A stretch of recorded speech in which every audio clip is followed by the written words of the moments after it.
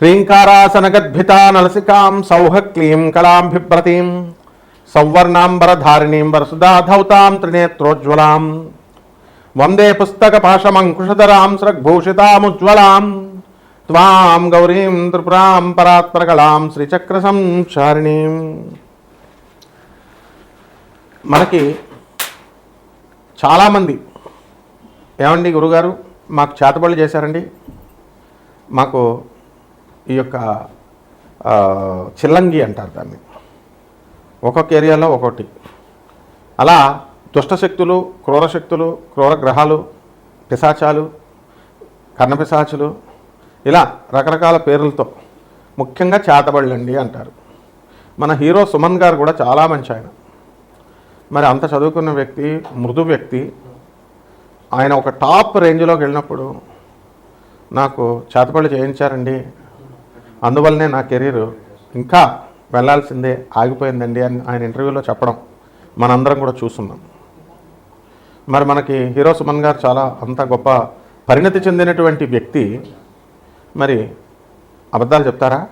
కాదు కదా. అయితే ఒక సైన్స్లో ఒక ప్రొఫెసర్గా ఉన్న నేను చేతబళ్ళు ఇవన్నీ ఉన్నాయంటే అవన్నీ ఖండించి పడేస్తాను. అయినప్పటికీ కూడా చాలామంది ఏమండి మేము హాస్పిటల్లోకి వెళ్ళామండి, మరి అక్కడ చూపించుకుంటే అన్నీ నార్మల్ వచ్చినాయండి, అంతా మాకు అర్థం కావట్లేదండి అని చాలామంది చెప్తూ ఉంటారు. అయితే చేతబళ్ళ వల్ల మా జీవితం ఆగిపోయిందండి అంటారు. అసలు ఈ చేతబళ్ళు ఎవర్రా నాయనా చేస్తారు అంటే మా బంధువులేనండి, మాకు తెలుసున్నటువంటి పరివారమేనండి, మా మీద మా ఎదుగుదల చూసి ఆగిపోవడానికి చేయించారండి అంటారు. ఇటీవల మీరు కనుక చూసుకుంటే చిర్రావూరు గారు కూడా పాపం ఆయన కొన్ని లక్షల మంది ఫాలోవర్స్ ఉన్నారు.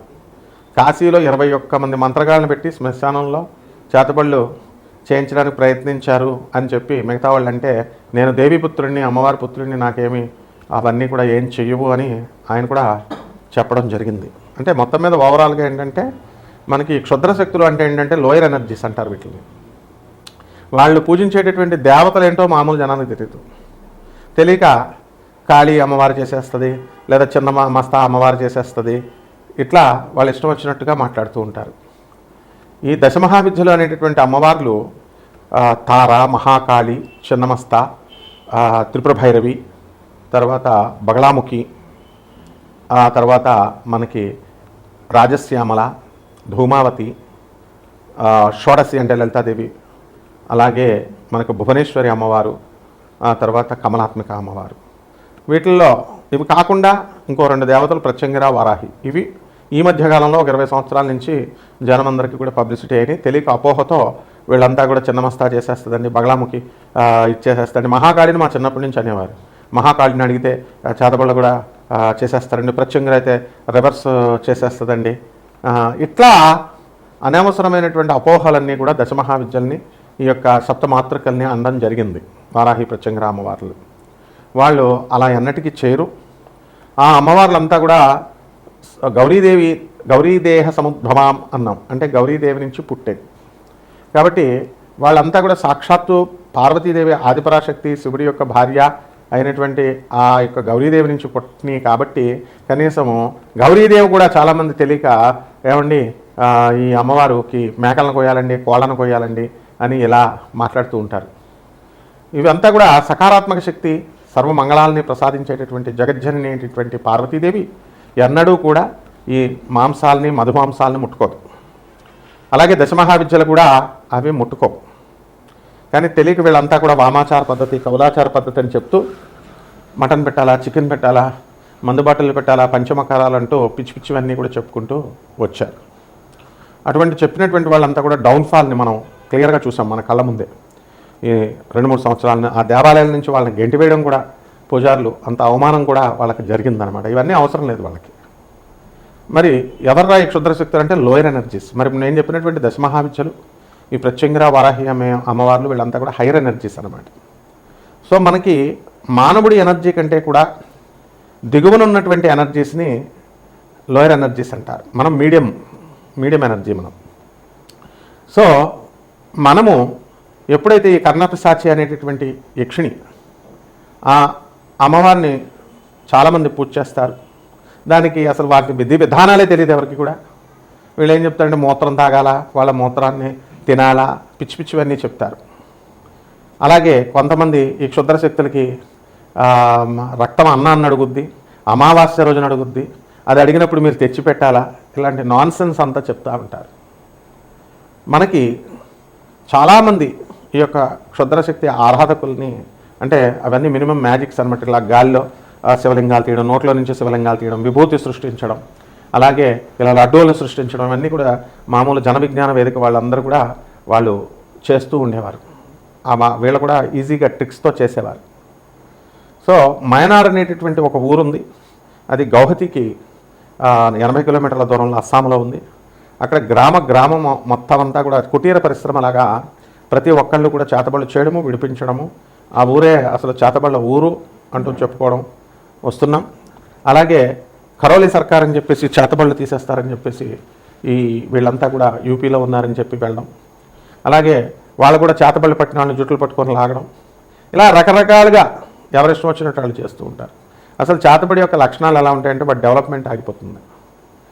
బాగా వ్యాపారంలో నెంబర్ 1గా ఎదిగిపోతున్నటువంటి వాళ్ళు సడన్గా అప్పుల పాలవడం, ఇతరుల చేత మోసగింపబడడం, అండ్ ఏదో ఒక విధమైనటువంటి భయంకరమైనటువంటి క్రానిక్ డిజీజ్ రావడం, ఆ డిజీజ్ సడన్గా క్యాన్సర్ వ్యాధి లాంటిది రావడం, ఆ వ్యాధుల ద్వారా మనం హాస్పిటల్కి వెళ్ళినా నార్మల్ ఉంది అని చెప్పడం వాళ్ళు, ఆ తర్వాత మనం టెస్ట్ చేసుకున్నా కూడా నార్మల్ ఉందండి అంటారు.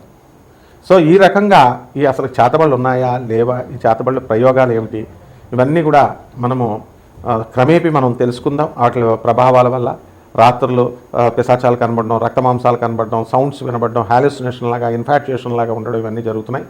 వీటిలన్నీ కూడా 12 ద్వాదశ రాశుల మీద ఈ యొక్క సంవత్సరంలో 2026 సంవత్సరంలో ఈ చేతబళ్ళు చేసిన వాళ్ళ చేయబడినటువంటి వాళ్ళ డెవలప్మెంట్ ఎలా ఉంటుంది, వాళ్ళ డెవలప్మెంట్ ఆగిపోతుందా, ఈ వీడియోలో మనం తెలుసుకుందాం ఒక్కొక్క రాశి వారిగా.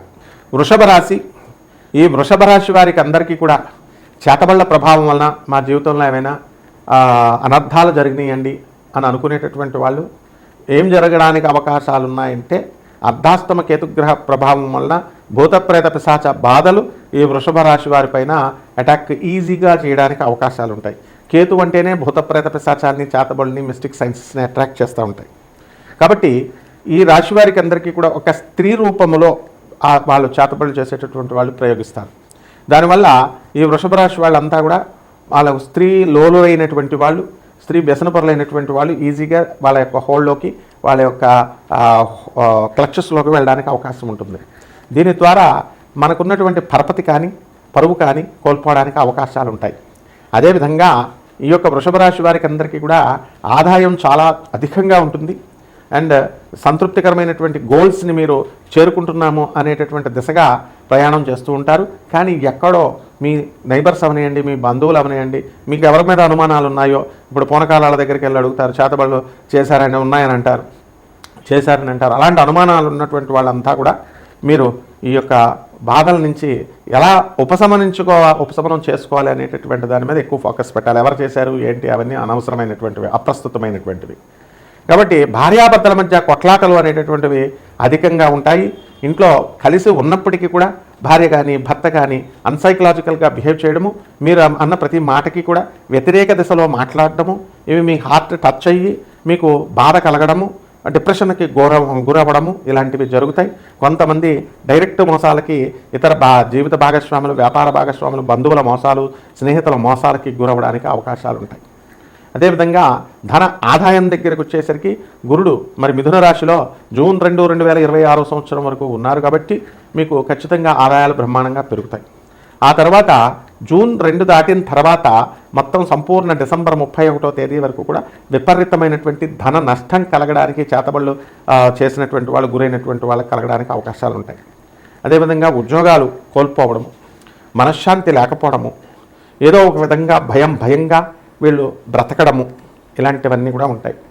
మీకు మామూలుగా ఇప్పుడు ఈ వీడియో చూస్తున్నటువంటి వాళ్ళు చాలా జాగ్రత్తగా గమనించాలి. ఏదో చేతబళ్ళు ఉన్నాయి అందుకని మీకు లైఫ్ ఇలాగైపోయింది, చేతబళ్ళు తీసేస్తాం, అట్లా కాదు. మీకు దానికి పరిష్కారం ఏమిటంటే జగద్గురువుల యొక్క ఆశీస్సులు ఉన్నప్పుడు ఇటువంటి వాళ్ళంతా కూడా మీకు చేతబళ్ళ నుంచి మీరు తప్పించుకోగలుగుతారు. అంతేగాని ఒక్క రూపాయి కూడా ఖర్చు పెట్టక్కర్లేకుండా చెప్పేటటువంటి సులభమైనటువంటి వైదికపరమైనటువంటి మార్గాల్ని చెప్పడమే మన యొక్క ఉద్దేశ్యం. కాబట్టి అస్తమాను నాన్ వెజిటేరియన్ తినాలి అని అనిపించడము, పార్టీలకి పబ్బాలకి వెళ్ళాలని అనిపించడము, భర్త మాటలు వినకుండా ఎదిరించాలని అనిపించడము, పిల్లల తల్లిదండ్రులని ఎదిరించాలని ఇలా కొరకొర క్షుద్రశక్తులు చూస్తున్నట్టుగా కోపంగా చూస్తున్నట్టుగా వీళ్ళు తల్లిదండ్రులు మంచి చెప్తుంటే వినకుండా ఉండడము చేస్తారు, రెబల్స్గా మారుతారు. అలాగే వీళ్ళంతా కూడా మనకు దొరికేటటువంటి వాళ్ళంతా కూడా మీరు రామ అని చెబితే వాళ్ళ బూతులాగా అనిపించడము, ఇలాంటివన్నీ కూడా జరుగుతాయి. ఇక చేపల రొయ్యల చెరువులు నడుపుతున్నటువంటి వాళ్ళు రైతులు బ్రహ్మాండమైనటువంటి సంపాదన సంపాదిస్తారు. ఎవరైతే చేతబళ్ళకు గురవుతారో అటువంటి వాళ్ళందరికీ కూడా మార్కెట్లో రేటు అనేటటువంటిది డౌన్ఫాల్ అవుతుంది, పెద్దగా పెరగదనమాట. అలాగే వివాహాలు కావాలనుకునేటటువంటి వాళ్ళు మరి ఎంతోమందికి దోష నివారణలు చేసినటువంటి వాళ్ళు కూడా ఈ యొక్క క్షుద్రశక్తుల బారిన మనము పడినప్పుడు అవి ఏమవుతాయంటే వీళ్ళకి వివాహాలు కావు. వీళ్ళు చేసేటటువంటి శాంతి ప్రక్రియలు ఇతరులకి ఉపయోగపడుతుందని చెప్పుకునేటటువంటి వాళ్ళకే ఆ ప్రమాదంలో పడేటటువంటి అవకాశాలు ఉంటాయి. కాబట్టి ఈ రకంగా చాలామందికి వివాహాలు కావు. గర్భిణీ స్త్రీలకి కొంతమందికి గర్భిణీలు వచ్చినప్పటికీ కూడా కన్సీవ్ అయినప్పటికీ కూడా ఇటువంటి క్షుద్ర శక్తుల బారిన పడినటువంటి వాళ్ళంతా కూడా వాళ్ళకి గర్భస్రావాలు ఇలాంటివి జరగడానికి అవకాశాలు ఉంటాయి. కాబట్టి ఇటువంటి వాళ్ళందరికీ కూడా పరిష్కారం ఏమిటంటే గానగాపురంలో ఉన్నటువంటి దత్తాత్రేయ స్వామి ఇంట్లోనే చేసుకోవాలి, అక్కడికి వెళ్ళాల్సినటువంటి అవసరం లేదు. శ్రీ గురు చరిత్ర పారాయణ చదవాలి అండ్ దత్తాత్రేయ స్వామి వారి యొక్క మంత్రాన్ని జపించాలి. అలాగే చక్కగా మేడి చెట్టు చుట్టూ ప్రదక్షిణలు చేసుకుంటూ ఉండాలి. నాన్ ప్రాఫిటబుల్ బేసిస్తో మీ అందరికీ కూడా ఇలా ఈ యొక్క జాతకాలు కావాలనుకునేటటువంటి వాళ్ళు మీ యొక్క వ్యక్తిగతమైనటువంటి జాతకాన్ని చూడాల్సినటువంటి అవసరం ఉంటుంది. భూతప్రేత పిశాచ బాధలు ఉన్నాయా లేవా, ఏంటి, ఎలా నివారణ అవుతాయని మోస్ట్ సైంటిఫిక్గా, రేషనల్గా, లాజికల్గా మనము ఈ యొక్క బాధలకు పరిష్కారం చెప్తాం. మనం ఒక రూపాయి కూడా ఖర్చు అవ్వకుండా. అటువంటి బాధలు ఉన్నటువంటి వాళ్ళు నాసా రిపోర్ట్స్ని బట్టి మనకి వచ్చేటటువంటి మీ గ్రహస్థితిని అంచనా వేసి చక్కగా మీకు దైవ ఆరాధన వైపు జగద్గురులు అయినటువంటి రామకృష్ణ పరమహంసుల వారు, ప్రభాతరంజన్ సర్కార్, ఇటువంటి వివేకానందుడు, ఇటువంటి వాళ్ళ ఆశీస్సులతో, ఆదిశంకర్ల ఆశీస్సులతో జగద్గురు అయినటువంటి దత్తాత్రేయ స్వామి వారి క్షేత్రాలకు మీరు వెళ్ళొచ్చు. దానికి కొన్ని నియమాలు ఉంటాయి, అవన్నీ కూడా మీరు నా ద్వారా తెలుసుకుని ఒక్క రూపాయి కూడా ఖర్చు అవసరం లేకుండా కపట మోసగాళ్ళ చేతిని బారిన పడకుండా మీరు రిలీఫ్ పొందొచ్చు. శుభమస్తు.